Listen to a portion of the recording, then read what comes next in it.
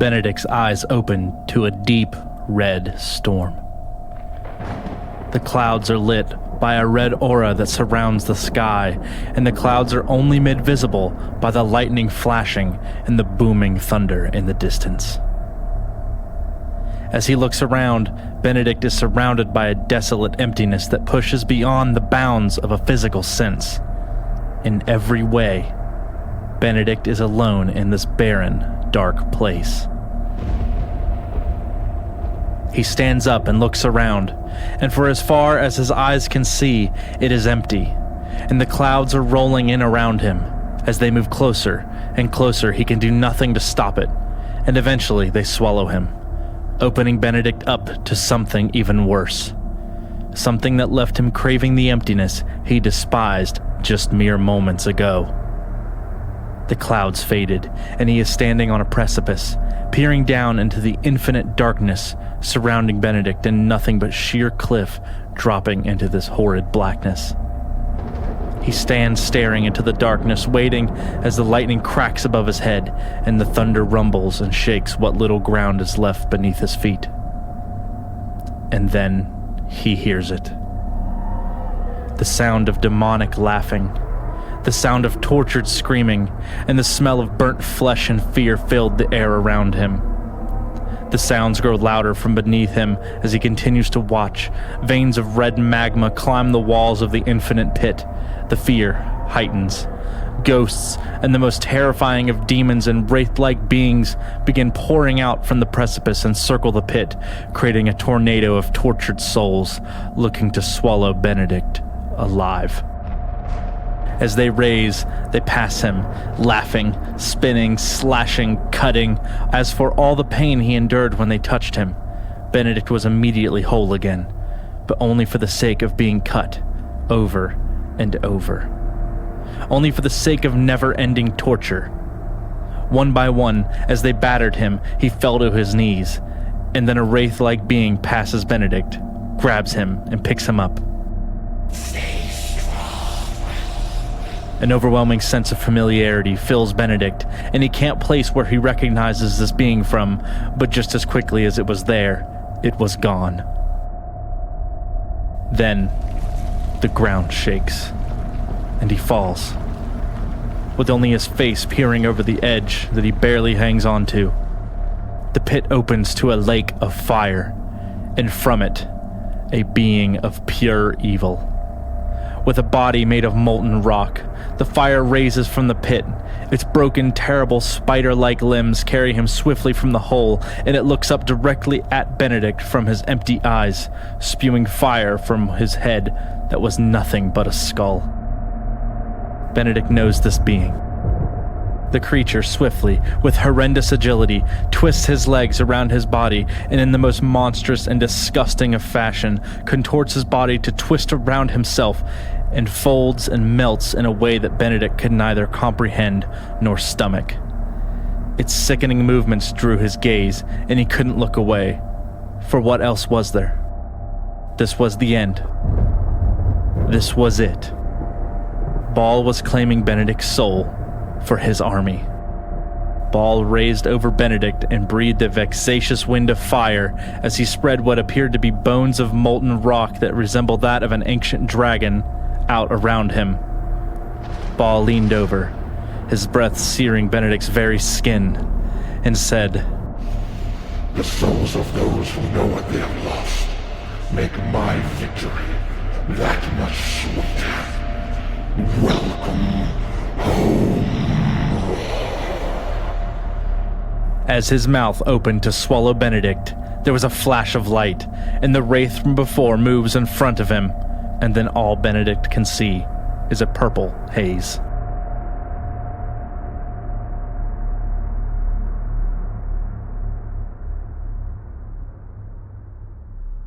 Previously on D&D Kinda. I want to make a pact with Baal. I don't know what the ramifications are going to be. A connection with Baal, I mean, think about the implication that would have on the entire party. To him, he doesn't really see any way that he can ever defeat Loki. Yes, while he might eventually become the most powerful being ever, according to his father, that power comes from the one thing he hates most. He doesn't think there's any way that Lokar would be stopped. But if Hamilton makes a pact with Ball, he has full faith that his companions can stop Ball. If he has to die to sever that pact with Ball, then so be it. I want you to offer a prayer to Ball. If you are listening, I would like to make a proposal. I think this is something that you've been wanting for some time. I think the single greatest threat to you coming into this world is Lokar. And it just so happens that we have a mutual enemy in him. If you will help me kill him, I will give you my life. Lokar stood, staring at Hamilton. His eyes were wreathed in flame. Hamilton looked at his brother, who stood, continuously nervous but ready. And then Lokar spoke. You thought you could trick me? You thought you could summon and channel my power?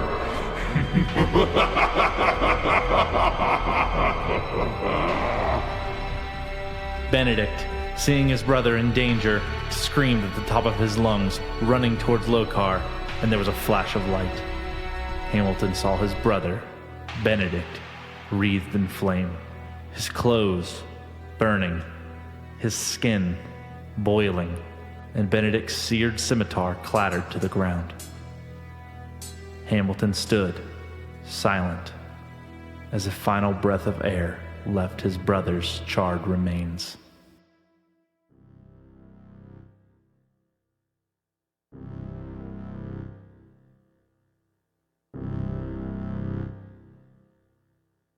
Hamilton, you just watched your brother just get scorched alive, and standing beside you is the aura and essence of the embodiment of Baal in your father's body. I mean, you've just had a pretty rough... It's been a wild ride.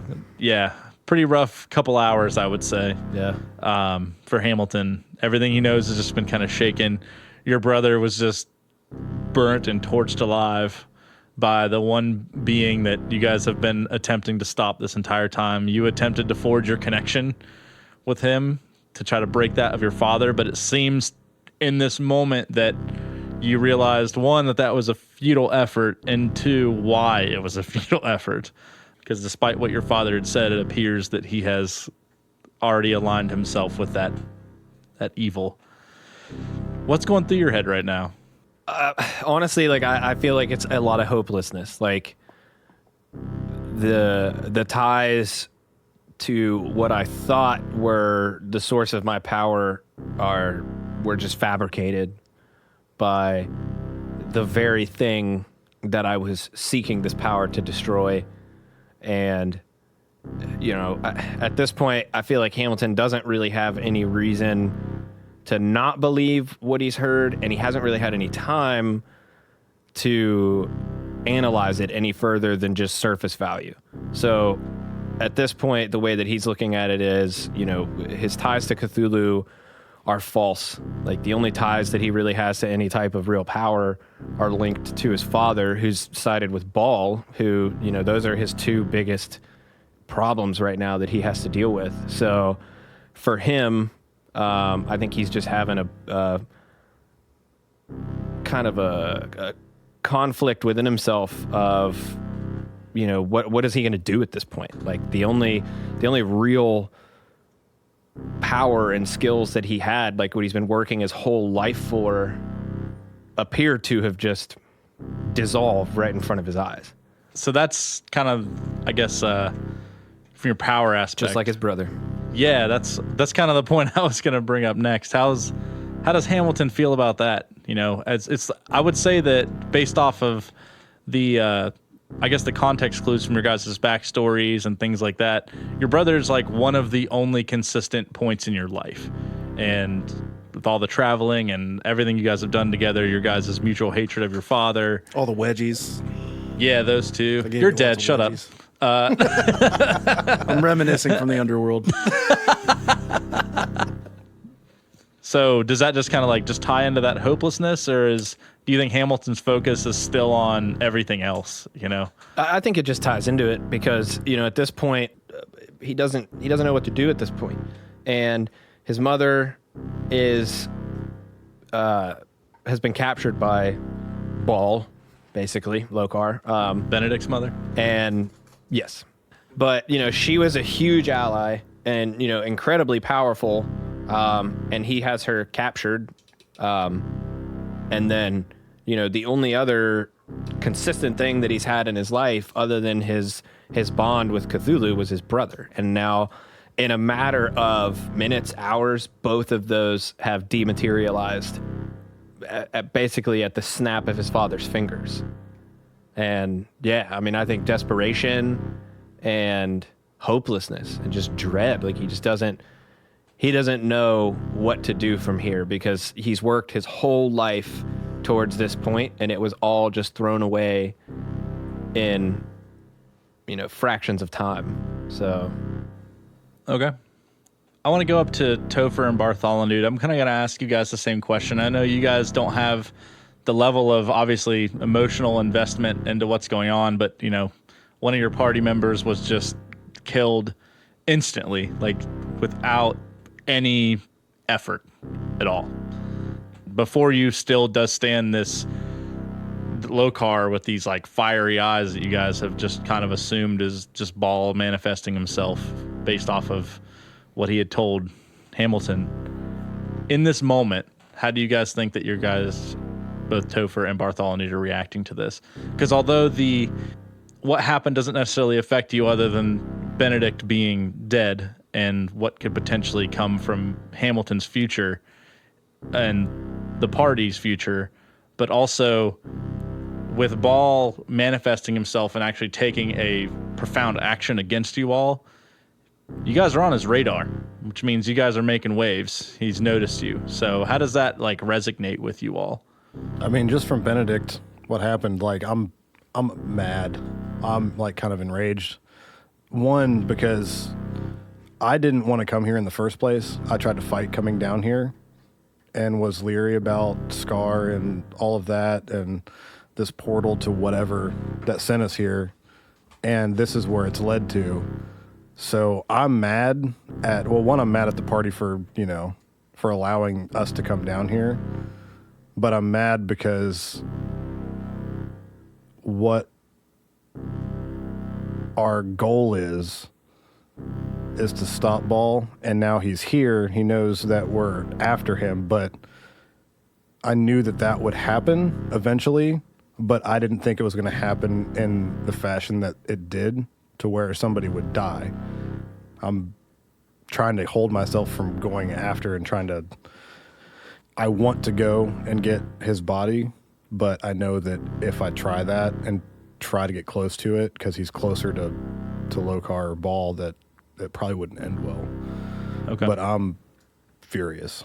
I'm mad. Okay. Bartholonude is cautiously skeptical about all of this. He's had a lot of experience on stage where very experienced illusionists would create this sort of illusion on stage for the audience. So he kind of believes that maybe this is part of an act, that maybe Lokar might even be the source of what he is trying to portray as Ball, because he's been convinced through actions that we've taken and things that we've said that we know he's not as powerful as Ball. So he's trying to create the illusion that he is Ball to convince us to be on his side. Yeah, and that would make sense too for Bartholonude's character, because I mean, specifically even when you fought the Golden Clan Elder, I mean that was like a big portion of that was there was a lot of like illusionary magic that took place to try to like trick you into that. So that makes sense that he would be like really hesitant as to what's going on. Is there any portion of Bartholonude that is overly is he like completely subscribed to that theory, or is there cautiously okay? Like okay. he's at the point in time when he knows this is real. Like he knows this isn't on stage, and he knows it's not some act. But at the same time, like he's seen things like this convince an entire crowd of people that someone really just died in front of them. And he would look out at the crowd and see their wide eyes and absolute convincement that something that they just saw really did just happen.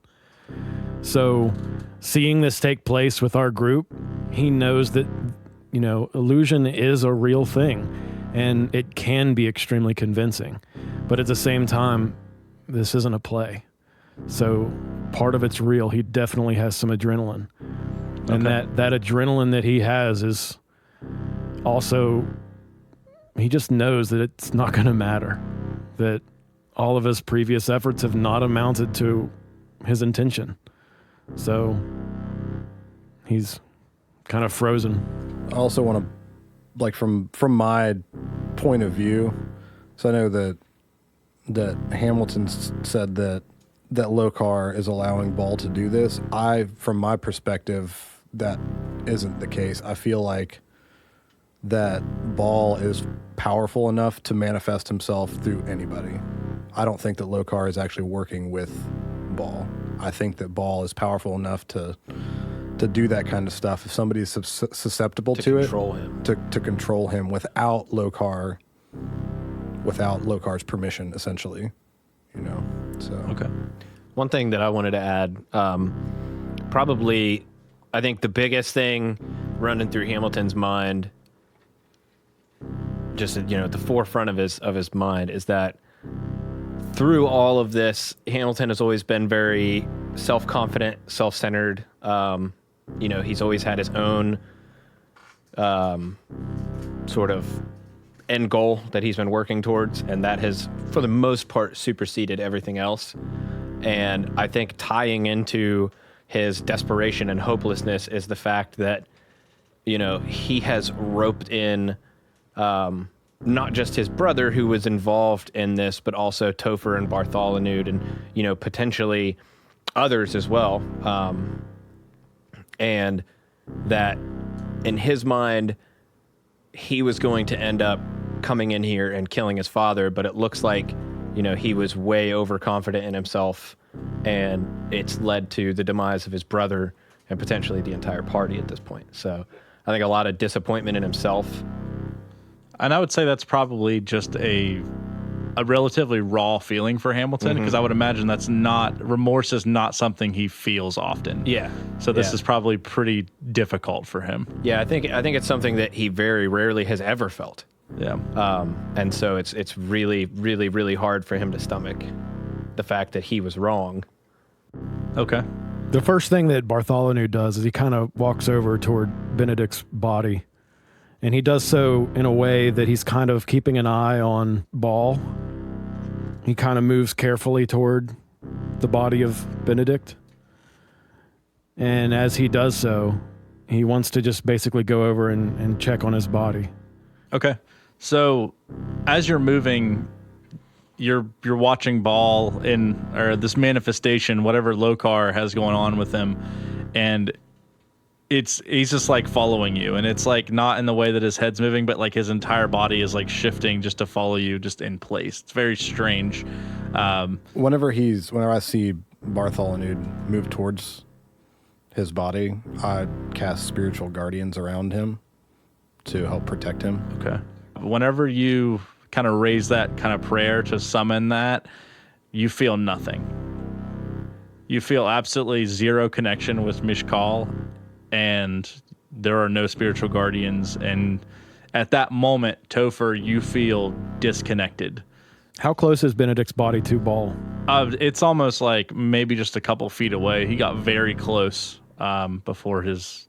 So as I'm just a few feet away from Benedict's body, I look up at Ball and I cast Zone of Truth. Okay. So then I look up at Ball and I say, "What is your intention?" There is no reply. So as he's watching you and you kind of stand up and you say this, the fire in Lokar's eyes like fades out, and then he kind of like stabilizes, and you can see like a slight like bounce in his knees, almost as if like his entire body had been taken over, and he kind of had to like catch himself before as he like regained his consciousness. And Lokar is now standing there, and he sees Benedict's body, or at least what appears to be Benedict's body, this lump of burning flesh. And he leans over, and you see like this look of kind of like horror and disgust like rush over his face. And Lokar reaches down and puts his hand on Benedict's body and looks up and looks back at you, Hamilton. You see this look on his face, and he's very stunned and confused and has no memory of what just took place. And he looks back at you and says, What have you done? You did this. You reached out. You pulled Ball into this. You awoke the connection that brought him here. Your brother's death is on your hands. My focus goes to Hamilton because I have no idea what he's talking about. Obviously, Bartholonude and I didn't. No, that's entirely new news to you guys. Now I'm just lost. So I would imagine there's still a level of uncertainty here because Lokar obviously is, I would say it's probably believable that he had no clue what just happened. Maybe. I mean, you guys can believe whatever you want to. But so there's that aspect of it, but there's also the aspect that he comes at Hamilton, blaming him for trying to summon this, and Hamilton is the only person at this point that knows what's true and what isn't. Obviously, he hasn't externalized that communication yet.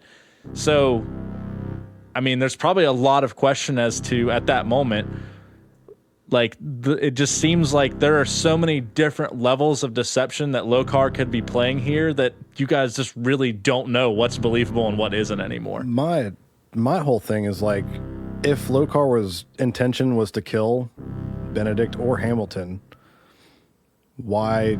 I mean, yeah, he could have pretended that Ball was inside of him if he's that powerful and pretended like it was Ball, but why even do that? You know, like there's the thoughts that are going through my head. It's like he could have pretended that Ball was inside of him to kill his son because that's what he wanted to do, but still kind of gain the trust of us by saying, oh, it wasn't me. And then the fact that I didn't know that Hamilton, you know, what had happened with Hamilton, you know, praying to Ball and stuff. So I don't know that. So to me, the whole thing's just really confusing right now because I don't know what's going on because my initial thought was Ball manifested himself through him. Now I don't know why he did it because of what Lokar just said. At the same time, I trust Hamilton over Lokar, but now I'm starting to really kind of pay attention to what's going on, and I'm kind of confused. So. Right. And that was a risk that Hamilton knew to take. I mean, he mentioned that specifically. Like, if you guys were to find out, he would have to deal with the ramifications of that, you know? So he says this to you, and he's, like, walking towards you. Are you, like, walking backwards? Are you trying to, like, back away from him, or are you just standing firm? So, like, as he's, like, walking towards you, blaming you for this, telling you that you were the reason that Ball was here with you, the prayer you offered to him, and he's going on about how he offered, you know, his power to you, and you refused it all for the sake of your selfish desires, things of that, like that. And, like, I would imagine this is probably hitting you pretty hard based off of what you were saying about your selfishness. You feel regret and how this led you here. Yeah, I don't think I'm backing up. I think actually Hamilton is just at this point just overwhelmed. He doesn't know what to believe. He doesn't know if this is a trick that Lokar's playing on him because, I mean, Lokar was able to trick him into thinking that he had a connection to Cthulhu for years and years. So he very well could have intercepted Hamilton's attempt to communicate with Ball and then fabricated everything that just happened, or it might have actually been Ball, but he just doesn't know. He doesn't know. There's too many things that could be happening. You know, he doesn't have enough time to process it. Too much is happening, and I think honestly that he just kind of falls to his knees and just can't breathe. Like, just can't. He's just overwhelmed by everything that's happening. Okay. So as Lokar approaches you, and you just kind of fall to your knees, he reaches down and picks you up by your neck and just kind of holds you in the air. When you do this, you guys hear like a loud crack, and you hear the thud of a body as you guys see the chains break on Frances's slab, and she falls to the ground and kind of lands on her side. And Lokar sees this and he turns around, but it almost feels like it's not something that he's worried about, and turns back around to you, and he raises his hand up in the air. And do you guys take any action, or do you guys want to do anything here? Yeah, I'm approaching him, and Am I able to see them approaching? I would. So the way that I'm kind of imagining this scene is that they're still standing on the bottom, or Topher's still standing near the bottom of the stairs near where Benedict's body was, because he mentioned he approached it. Bartholonude, you're a little bit further up the stairs, still near Benedict's body as well. And probably about 10, 15 feet away where Hamilton has just kind of fallen to his knees at the top of the staircase where he was before. Lokar has Hamilton, and has him by the neck, and he's just... So I can see them. Yeah, I would say that you have like a bird's eye view of the room, which is how you immediately notice. You see the chains for some reason behind, because Frances is still unconscious at this point. Mm-hmm. But when the chains break, you see her kind of fall and land on her side, and you, not having any idea why she fell, you see her body fall, and then you see Topher and Benedict both, as you are getting raised in the air, come towards you. So I'll go ahead and let Topher take it. What action he was going to take, and we'll kind of go around here. I go and I pick up Benedict's scimitar, and I walk up next to him, and I put it to Lokar's throat and tell him to let Hamilton down. So my original intention was to walk up to Benedict and somehow see what his status is, to dead. Okay. Try to like so we'll and maybe do a lay on hands on him and just see if there's anything I can do to help his situation. So we'll say that actually took place first while Lokar was approaching Hamilton, and I would say that's probably at the same time that Topher kind of reached over and grabbed the scimitar. You put your hands down on Benedict's body, and it's not pleasant, as there's like this layer of just like this ashy dust that just smells like blood and just burnt flesh. And as you like push your hands into it, it like just turns to like crispy mush. Oh, God. And it is like creme brulee, burnt flesh, like to the bone. It crisped him all the way through. But yeah, so there's like this pile of mush as you like lay your hands in it. Since you're kind of an experienced Dragonborn, and you've probably had, I would say, experience with using some of these spells, that you're pretty aware that this is going to have no effect. As to his body, it's not in form anymore. It's like it didn't burn. It like melted, and then it caught fire because it lost heat. Like, so it legitimately is like a Stranger Things season 3 pile of mush. So then you wanted to take action against. I'm not going to Lokar. attack him. I just want to go up kind of like right next to him and put the scimitar to Lokar's throat. Like, I know Lokar's more powerful than I am, and I want him to let Hamilton go. I don't want to watch both of them die here, and I want him to let him go so we can get a fucking explanation as to what's going on. So Like, I'm angry. I see you coming, and I cast Create Bonfire in a circle around me and Lokar. Like, at his feet? No, like to keep you guys from getting to us. You have literally no magic power. You are empty. Okay, so I try and it fails? Yeah. Okay, then what I want to do is I want to... can I still communicate telepathically? No. Okay. Topher, think of the bigger picture. And I want to just kind of like try to look down at him, and then I don't want to say anything to like give it away, but I just want to look in the direction of Frances. Okay. So as you do that, and you're still approaching, Yeah, that doesn't have any... I don't stop. so you raise the scimitar in the air, and Lokar almost takes zero notice to you behind him. I would say that given the level of, I guess, spontaneity that you're acting in, just due to the adrenaline rush you're feeling, I don't think you care whether he knows you're there. Oh, yeah, or not. I don't. Yeah, I actually kind of figured that he would know. Like, and it's not, and, you know, if I've felt like, or if I was going to actually, like, attack him and try to do damage to him, like, I would try to be, you know, probably a little bit more stealthy, but it's not about attacking him. It's about him letting Hamilton go, you know. No, so. that's fine. So whenever you raise the scimitar, go ahead and make a dexterity saving throw. 13. Okay.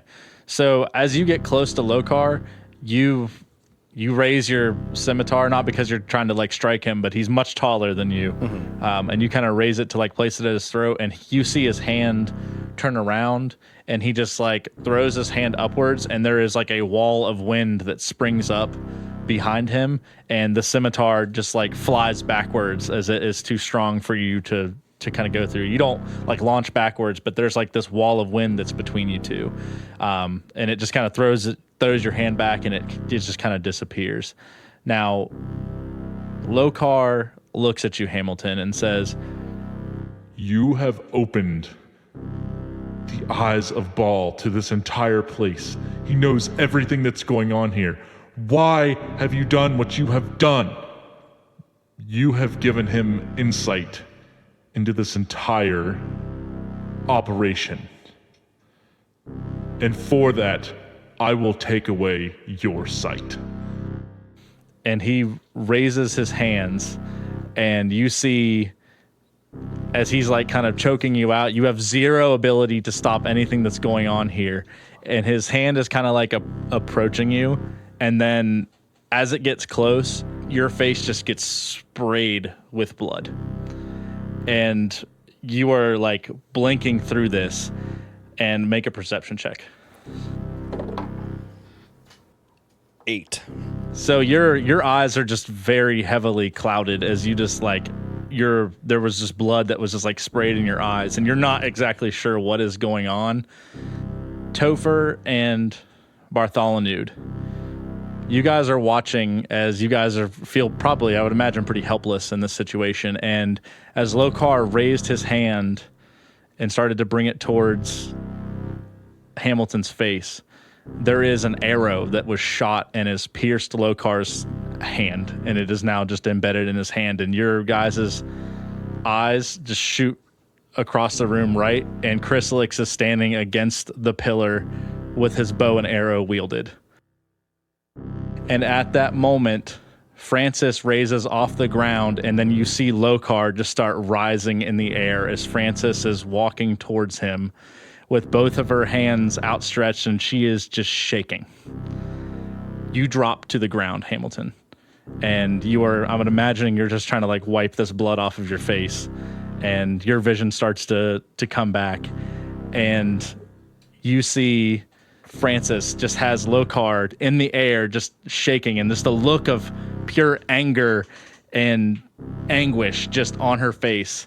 And then you see her take her hands and raise them in the air, and she just brings Lokar down on the ground and just smashes him into the ground. And you hear the wind leaving his body and just him grunting and just writhing in pain as she is like just twisting her hands, and his limbs are contorting, and he is just writhing in agony. And then she throws her hands left, and he flies across the room and hits the pillar, and then she raises him up in the air and slams him back down again. And then you see her just let go of him, and then Lokar is just laying there on the ground just breathing, and he can barely move. So he's fairly like beaten up. Yeah, he's not really looking all that great. So I will say this, as you guys see this, the door to the left that had the table that you guys were all sitting and eating at earlier, or maybe not eating, but all sitting at earlier, opens up, and there is like a slew of goblins that start to roll into the room. As they're coming into the room, Bartholonude looks up from kneeling down at Benedict's body, And as they come through the doorway and the door opens and the goblins that are in the room reveal themselves, he casts breath weapon into the door Okay. as a cone to hit as many of them as he can as they come through. Okay. Awesome. You have to beat a DC 12 Dex saving throw, and every goblin that fails a DC 12 saving throw takes 3d6 damage. Okay. So I'll go ahead and roll those. Give me 1 second. There are 5 goblins that are rolling through the doorway. Okay. So I'm going to roll these real quick. So goblins have a +2 dexterity. The first 2 save. The next 2 do not save. And one more. That is a 9 + 2. So 3 of them take damage. I'm going to say the first and the second and the third, it would make sense that they actually take damage as the other 2 are standing behind them. And as it's coming in a cone, they're kind of funneling in the room together. So this acid sprays and it kind of hits the 3 of them that are in the front and the other 2 behind. Both have the cover of the other 3, but also still they kind of absorb the most of that acid, and they do not have any. There is no effect on them. What is the damage on that? 3d6. 3d6. So go ahead and roll the 3d6. 12. So 12. Okay. So since it's one spray, I'll just have that apply to everyone. All right, and everyone roll initiative. While this is happening, 16. 9 for Hamilton. 17. While all this is happening, I want to approach Lokar. So before you take action, Hamilton, I kind of want to just give kind of an explanation. So as Lokar's body hits the ground, you see Frances, who looks like she is just exerting every bit of effort that she has. Lokar seems pretty incapacitated, and she's like barely moving. And Frances just kind of falls to her knees, and it looks like she's like struggling to breathe. Go ahead. What did you want to do before we actually enter initiative? I wanted to walk over to Lokar. Okay. Like where he is on the ground. Okay. Is he like laying on his back? I would say, yeah, like back side, like he's like writhing around trying to like recuperate. Yeah. So like, I just want to walk up to him because like I've tried to cast magic and it didn't work. And I have a little bag of sand in my backpack, and I want to take out the bag of sand. And I have an ink bottle, and I want to pour the ink into the bag of sand, mix it around, and then stuff it into his mouth and try to smother him. Okay. And I also have a small knife in case he tries to bite down. Before we enter initiative order, you kind of walk up and you do this. You mix this ink, and it starts to like soak the bag, I would imagine, and then you just stuff the whole bag, or you just pour the sand in, or how does that? I want to try to like stuff the sand into his mouth to just make him choke on it. Okay. And smother him. So Lokar is like writhing around, and you could tell he's like generally out of service. Like he's pretty incapacitated. So as you walk up to him and you mix this, and then do you like lean down and like open his mouth and kind of describe how? Yeah. So I think what I would probably do is sort of straddle his neck and like sit down on his chest. Ooh, hot. And use my knees and my legs to try to kind of pinch his head together to hold him steady. Okay. And then use the knife to pry his mouth open and dump the sand into his mouth and the bag, just kind of the whole thing, but like trying to get as much of the sand into his mouth as I can. Okay, so while you're doing that, make a Constitution saving throw. I'm about to go flying through the air. That's a 22. So Lokar like takes his hand I would say it right about the time like the knife hits his lips and starts to pull it open. I don't think Lokar would want to like get his lips cut off. So like as knife starts to like pry open his lip, it like cuts it, and he like starts to open his mouth, and I would imagine like you just kind of wedge your knife there so he doesn't move, and then you kind of have your other hand with this thing as you're starting to this bag of ink and sand as you're trying to like stuff it in his mouth, and he takes his like right hand and he like hits the ground, and it lifts him up and kind of jolts you, and as you like lift up, you pinch your knees together on his head to like hold on, and then they just kind of fall back down on the ground, and you're still on top of him. So go ahead, and we are going to do a strength contest. You are shoving this bag of sand down into his mouth, and he is wildly like waving his like head back and forth, and you could tell like he's slowly regaining his strength. So we'll go ahead and make a strength contest here. That's a 14 for me. Okay. Lokar rolled a critical fail. Oof. All right, so you shove this bag into his mouth with ease. I would imagine the way this kind of works out is he tries to like twist his head, and you kind of like are the way that your like legs are like trapping his head. You kind of are gauging the motions he's about to take as he's trying to get away from this. And Like a professional bull rider. Yeah, exactly. And as he like twists his head to try to get away from this, you sense the motion that he's going, and then you jam this bag of like sand and ink into his mouth. And go ahead and give me an athletics check. I crit failed.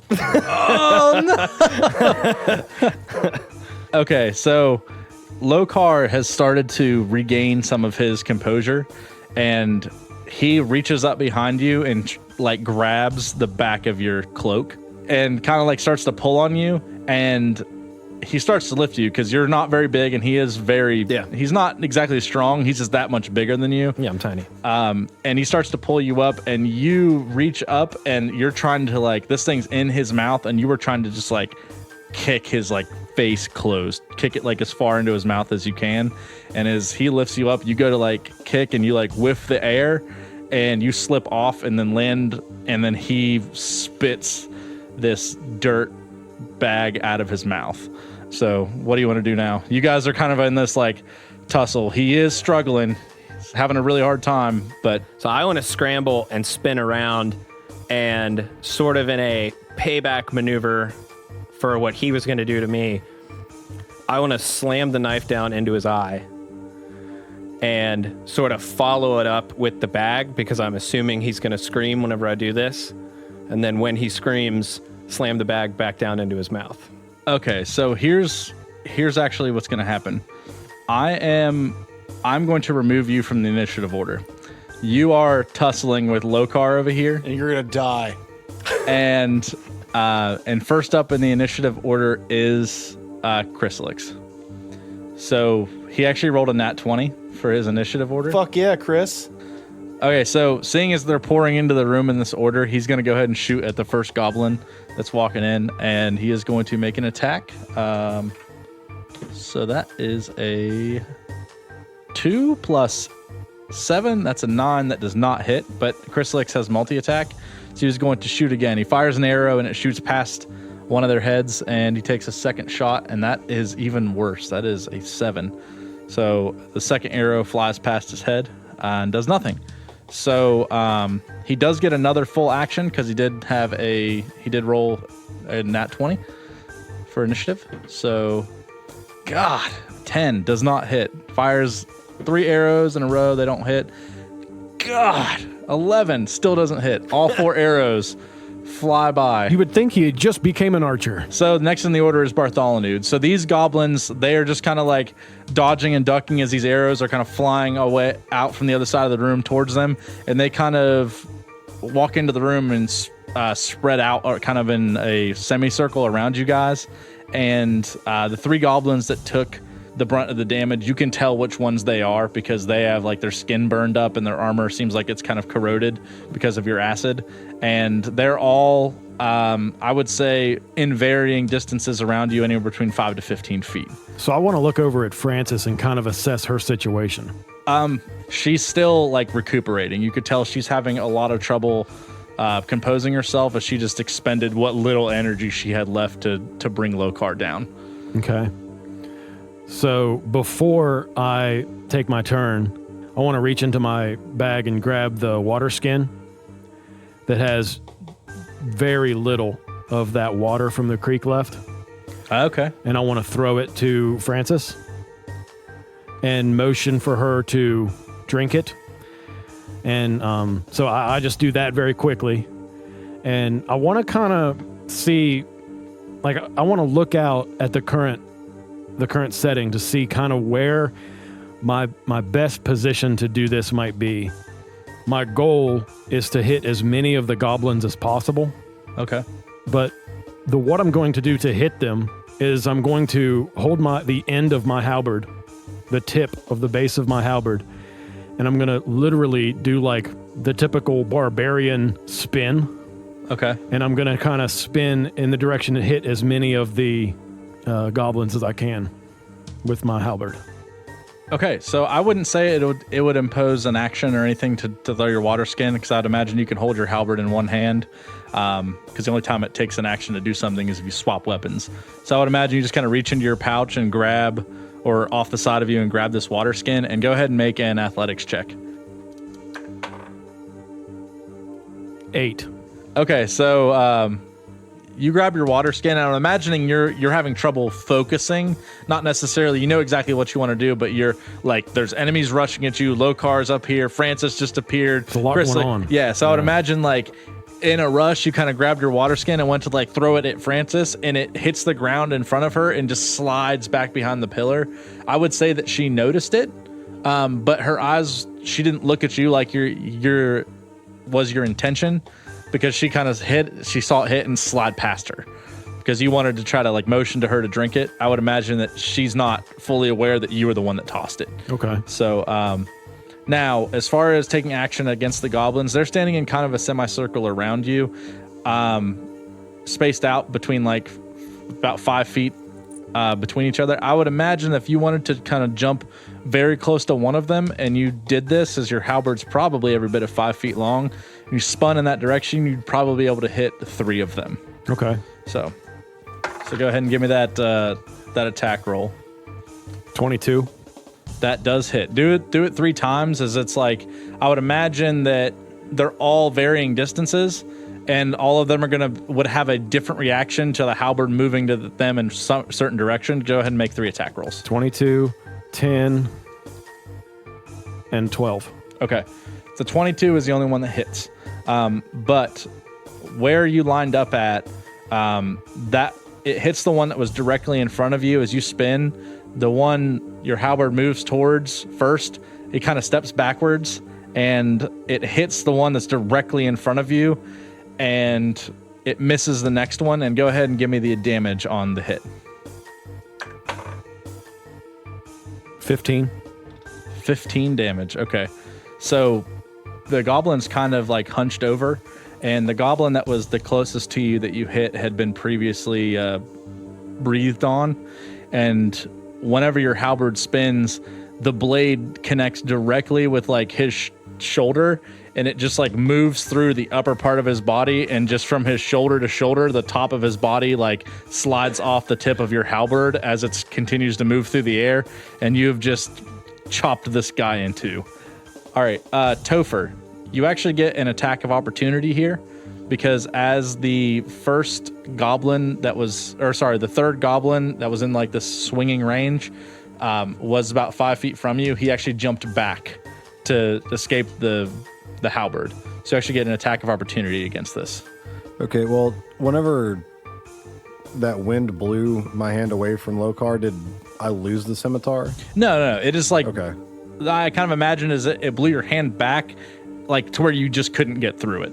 So. Well, that's what I've got equipped then. I mean, I don't have any of my other weapons equipped, and since my magic's not working, I'm just going to have to use a scimitar. Okay, that's fine. 19. 19? Okay, 19 does hit. Okay. And then 6. 6 damage? Okay. So this goblin takes a scimitar as you kind of slice down. I imagine you're not very proficient with this weapon. I am. Oh, are you? I'm proficient in simple weapons. But what I mean by that is like not your. I mean, you're not used to it. I'm not used to it. Yeah. So like you just kind of take like a quick slice at it, and it just kind of cuts down. I would imagine from like the goblin's shoulder down into his stomach, and you could see just blood start to pour as he kind of lurches back, and he takes 6 damage. So next in the order it is you, Topher. So you can go ahead and take your main attack. Well, I'm just going to attack him again then, since you're okay. right there. Go for it. 7. Okay, that does not hit. Great. Okay, so next in the order is the goblin. One of the 2 that's remaining that was scorched by this acid. So he is wielding a kind of like a dagger, and he is going to take an attack against you, Topher, because he is standing right in front of you. This is the one you were just attacking. Okay. That is a 12 plus 4. That's a 16. Nope. Okay. He does not have multi-attack. So next in the order, and one of the goblins that was not affected by the acid. So he is actually going to take a leap at you, Bartholonude, and he's going to take an attack with his... They're all holding daggers and various little short weapons, and they're closer to daggers, and that's the reason I'm saying daggers. They're like makeshift, like pieces of metal and curved, like weird, sharp metal pieces and things like that. That's a 15. I know that's not going to hit you. No, it doesn't. Okay, so next in the order is the one goblin that got hit by Topher and was breathed by an acid, so he's extremely bloodied. But he is also going to take a swing at you, Topher, and that is a nat 20. No, sorry, that doesn't hit. So that is it's just 1d6 plus 2 damage. So that's 3 damage to you. Okay, so the next in the order is the last goblin, but he rolled a critical fail in initiative, so he actually gets skipped. So back to the top of the order, it is Chrysalix, and Chrysalix is going to continue to fire arrows from a distance to try to help you guys out. He's just letting cover fire. Exactly. So his first roll is a 15, and these guys have a... He's going to run out of arrows soon. AC of... Yeah, that's definitely not going to hit. Next up, that's a 16, not going to hit. And that's it. He only had multi-attack, so... both of his arrows, like, he fires and misses both of these. All right, so next in the order is Bartholonude. Okay, so Bartholonude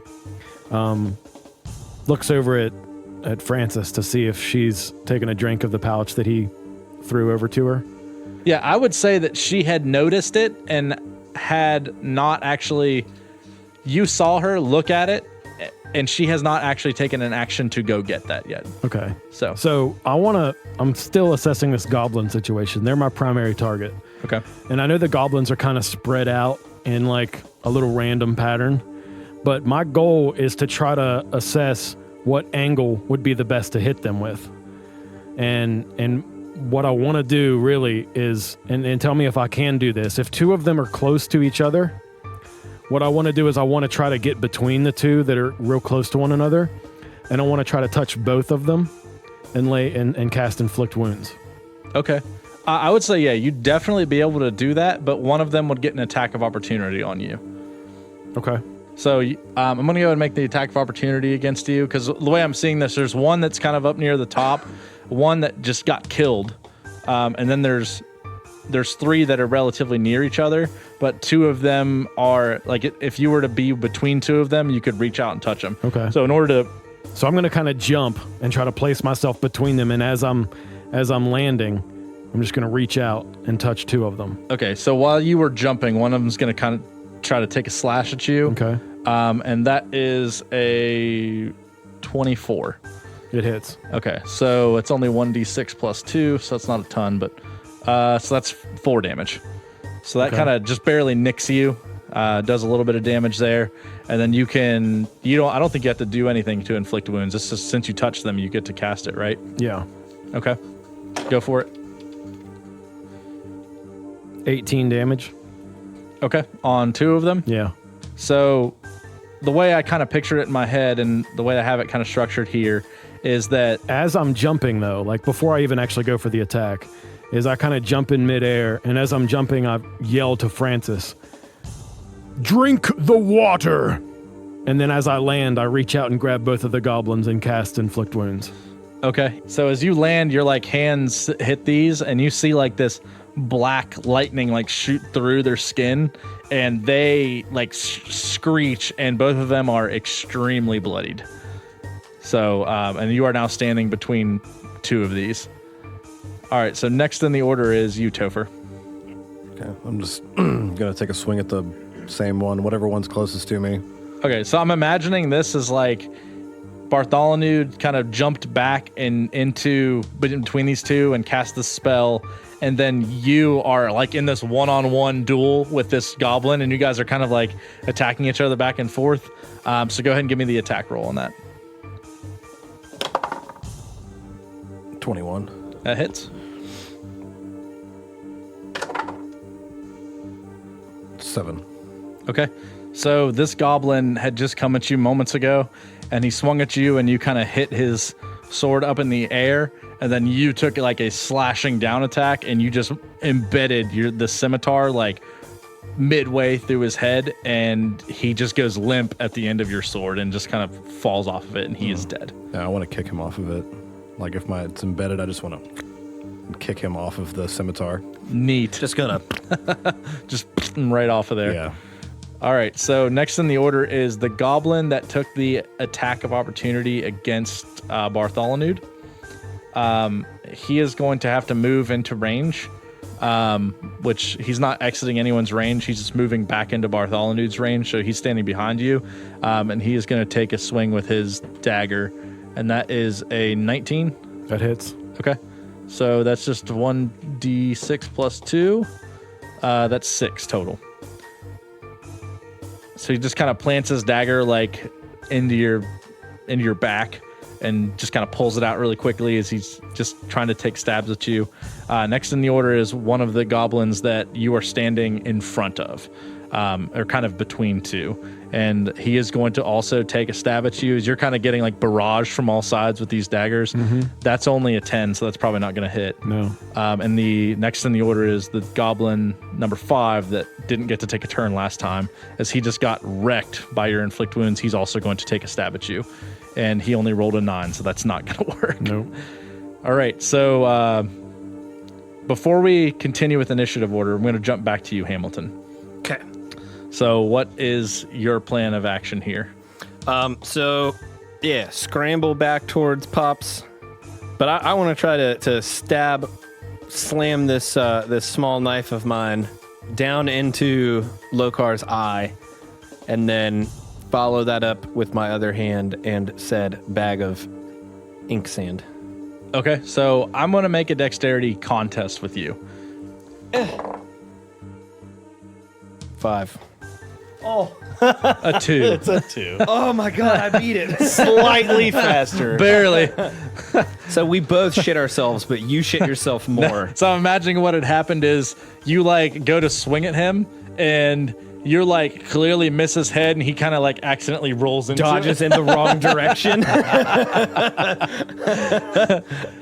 So yeah, so you go to like stab down at him and he tries to like take his hand and brush the dagger off and it just misses and you plant this dagger like right in his eye. Knife. It's not a dagger, it's just like a pocket knife. So you're now standing or like over top of him with like this knife in his eye, and what's next? And he is screaming in sand. pain. Bag, sand, mouth. Sand, mouth, bag. Okay, so I would say he's probably a little distracted at this point. So Yeah. he's like screaming in pain, and then so you lift your hand to like stuff this bag of sand and ink into his mouth yet again, and make a Constitution saving throw. 17. Okay, so when you do this, your hand goes down and you feel the ground like shake and Lokar lifts into the air, and this time you get thrown off and then you slide across the ground and you land beside Francis, who at this point Francis is scrambling towards the canister of water that you had thrown. At this point, do you think all of my actions are spent, or could I take an attack against him? I would say at this point your action's spent, Okay. just because you did a couple things there. Yeah. So we'll jump back into the initiative order. Chrysalix is getting frustrated over here because he can't hit shit with these arrows, but he is going to continue plugging away.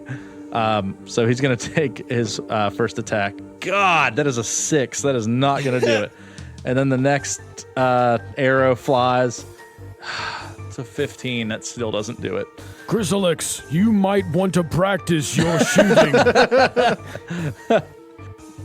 Okay, so next in the order is you, Bartholonude. So Bartholonude is still right between two goblins. Yeah, both of them are extremely bloodied. So he just wants to like jump over one to be on the other side of one to where they're both in a line. And then he's going to cast his breath weapon on both of them again. Okay. Make a, I would say a dexterity check. It's not a nat 20, but it's 20. Oh yeah. So you being very tall and way taller than these goblins are, as they're already hunched over in battles. That's the typical stance that the goblins take. You just like leap over, and as you turn around and land on your feet, you plant on your feet very nicely, and then you breathe your breath weapon.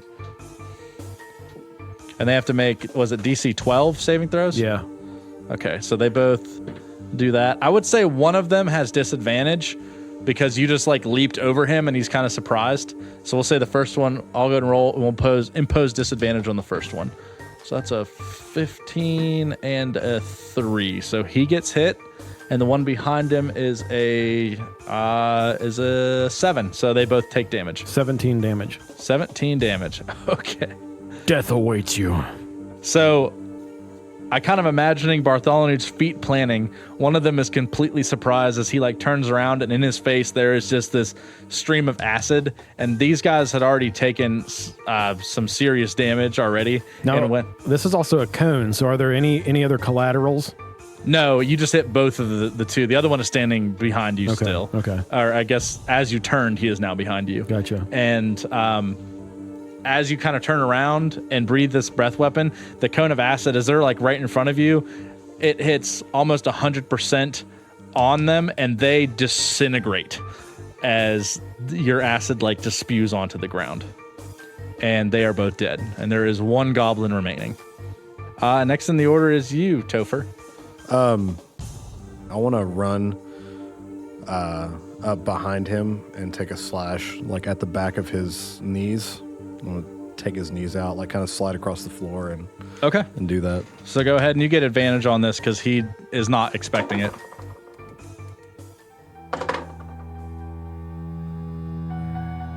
$13. With advantage? Yeah, I rolled an 8 and 5. So that does not hit. Yeah, I figured. So I just slide past him like one of Chris Lick's arrows and doesn't hit Damn. anything. Chris Licks cries. Good. So next in the order is the goblin. And you kind of like slide past him, and then he takes a swipe at you as you were going by him. And that is a 15. Probably doesn't hit. Nope. All right. Next in the order is Dead. All right. That guy's not in the initiative order anymore. And Chris Licks at the top of the order. So he's gonna continue to fire arrows. Please don't God, crit. Please don't bless crit. it. I have not rolled above a 7 with Chris Licks this entire time. You rolled All a right, 15. so he's going to take a second attack. Holy hell, that's a 19. That finally hits. Yeah. So you guys are like watching this like barrage of arrows like fly, and you slide past this guy, and you like turn around as he's like tries to swipe at you, and you duck, and it misses you, and then you see an arrow just like pelt him, and he takes 15 damage. Oh, he did. And he falls over on the ground. And the goblins are now all defeated. All right, I immediately get up and run and jump on top of Lokar and put my scimitar to his neck. What do you mean when you said Hamilton did this?